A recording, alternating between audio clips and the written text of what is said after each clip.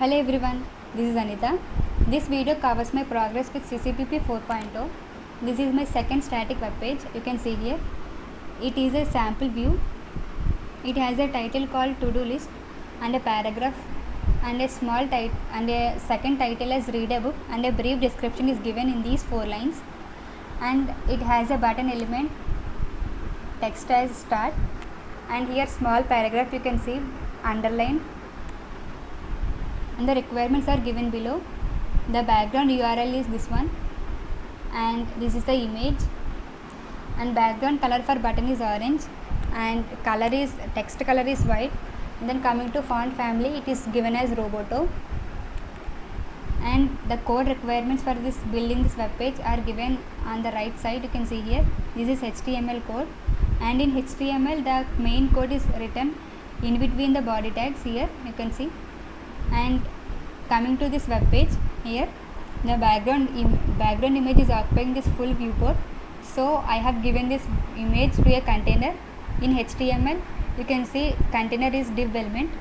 Here div element can hold one or more elements into this, and then when we see this web page, we can break down this web page into 3 different containers. First one is top container that has these 2 elements, head1 and p1, and then middle container with subheading and a brief description, and the last one bottom container with button and a paragraph. Here these 3 containers are again children to this bg container, which is main container, and in this top container you can see 2 elements, head1 and p1, and the text is in between these tags. You can see this is all start tag, and a text is here, and then this is end tag,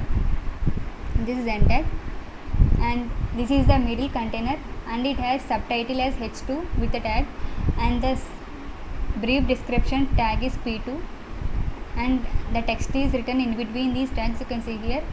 And then bottom container, here bottom container again has 2 elements, button and a paragraph here, and here background image is given in the CSS properties. You can see using the syntax background image hyphen image URL, and in double quotes I have given this URL, and for occupying this full viewport I have given this line background size cover, and height as 100 VH and width as 80 VW, and for the top container I have given the property as text align center. And the important note here is that when we apply any properties to the container element, like top container, some of the properties are being inherited to children. Here for the top container, children are head1 and p1, so this text align center is being inherited to these 2 children, and the same I have applied to this bottom container too.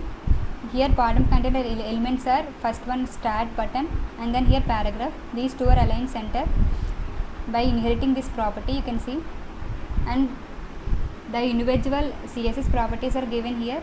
For the main heading you can see color, family, size and given here.